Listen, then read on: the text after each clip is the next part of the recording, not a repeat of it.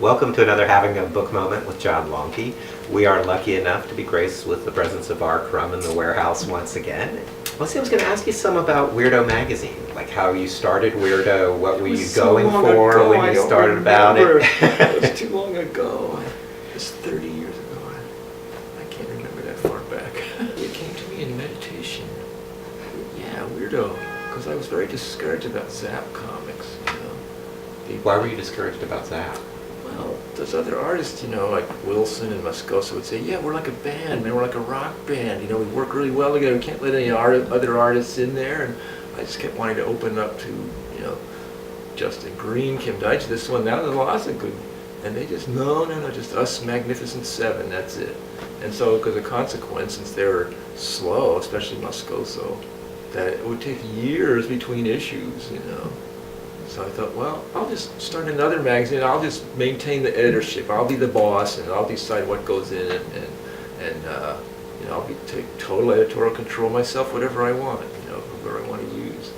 The original idea was, much looser and crazier. Later, it got just more and more about comics, because that's what the kids mostly they wanted to see was comics.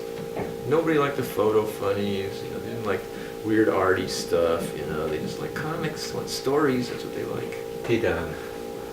So originally then you came to San Francisco, and that's where you hooked up with Plymouth and Donahue? Yeah, so Brian Zahn copped out, and then I had the artwork for the second issue of Zap. Donahue saw the artwork and said, wow, this is great. I want to print this. And he didn't have a press, he had nothing. Donahue had never operated a press before, didn't know what the fuck he was doing. I remember going over there once, he was running off Snatch Comics or something, and Donahue's standing there holding a bottle of whiskey in his hand, and he's watching the press as the pages are just coming out of the end of the press and just falling in a big pile on the floor, a big random pile. And he's just standing there watching. I said, what's going on here? He said, well, it's better to let them fall in a pile like that than lets the ink dry. Then I stack them later. Do you think that now that the anthology's done, it's kind of laid to rest, or is that? Yes, it's over. That's going to be the end of it. That's the end of it. Yeah. Okay. It's over. What did you think about the anthology? I mean, it had always been this kind of pop culture, cheap comic book, and then it came out as this super deluxe art edition. Yeah. What did you think? $500 for a set of Zap comics. It's ridiculous. I don't know. I guess.